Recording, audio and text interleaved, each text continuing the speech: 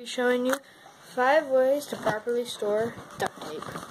Now, we have our duct tape here, and we have a piece of a straw, a piece of cardboard, a bag clip, and a penny in my pocket because my sister keeps wanting to steal the penny. So this happens to me all the time, where I can't find the end, or the end's super hard to get off. As you can see, I'm fighting it right now just to get the end off. And so what I'm going to do is, first thing, I'm going to take my straw and I'm going to take this.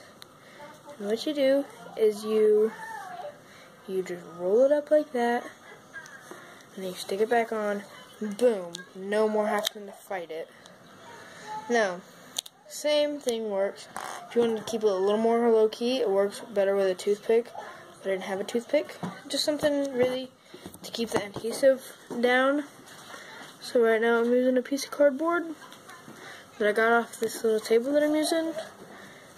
Boom. Same thing, just a lot more low-key. Alright. So now that that's over with, the only problem with the cardboard is sometimes it sticks too much and it doesn't work. Third thing, the bag clip. Now, this isn't my favorite way, but it's still an effective way. It doesn't look great, but it's effective. And if you're trying to store it on a slant like that, boom, you got a little holder right there. So it also has its little purpose.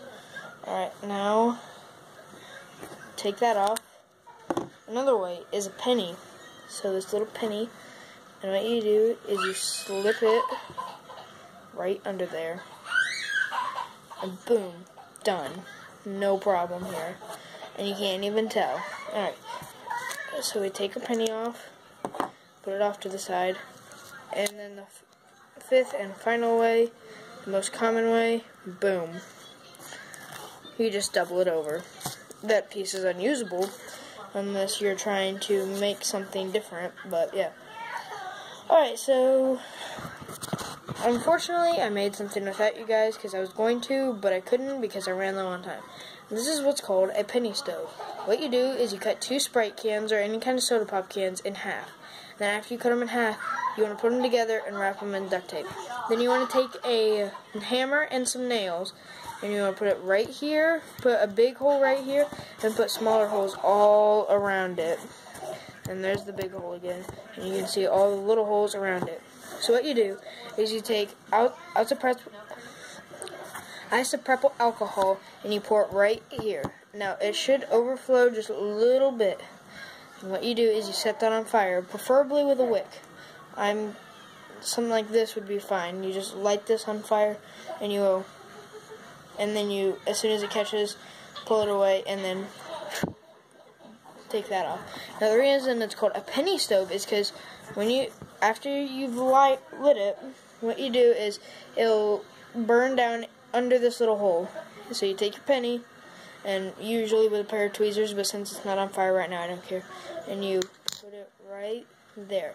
Now what that does is it forces the fire, which is also the isopropyl alcohol vapors, and it will shoot out the sides here, not like that, but just little flames. And so it works really good with camping. There's also another stove that I'll show you guys some other time.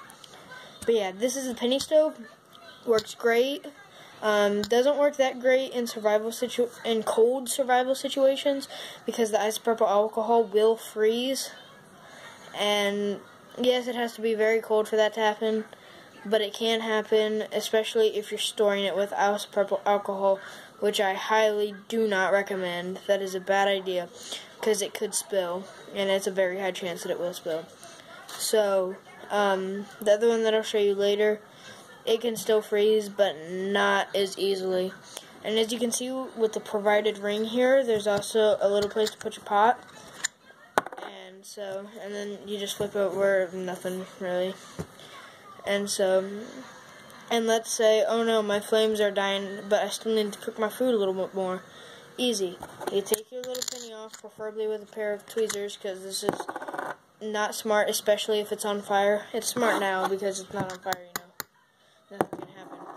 but what you want to do is you usually want to take a large pair of pliers, take the little penny off that we have, pour more alcohol into it, just to where it touches the hole, then put it back on. And like I said, tweezers. Tweezers are a great idea, guys. Especially if you're not a big fan of getting burned, which I don't believe any of you are. So, yeah, that's duct tape covered, penny stove covered, and I'll show you the other stove later. But right now, I cannot do that because it is not currently with me. So yeah, this is what I did, and just remember these. Now, the thing is, between the toothpick, which is just my piece of cardboard, what you really want to use is a toothpick, and a straw, same thing, toothpick's more low-key than a straw. This stand, if you want to keep a quarter behind it for no apparent reason. Because, you know, vending machines could take over. Phineas and Ferb reference right there. But, yeah, so this is that video. I know you didn't get to see my face for much of this video. That's because it's a lot of hands-on work. And I need both hands, and I can't hold the camera with both hands. I'm about to get a tripod for the camera, though. So my video should be a little better. But yeah, I'm probably going to be filming it mostly on the box. I'll probably spruce up the box a little bit, but, you know. But yeah, so right now, I think that's the end of this video. Don't forget the penny stove and the bag clip. The other bag clip, because my sister put one there. The straw, the piece of cardboard, and the penny. So that's a penny stove, and that's that.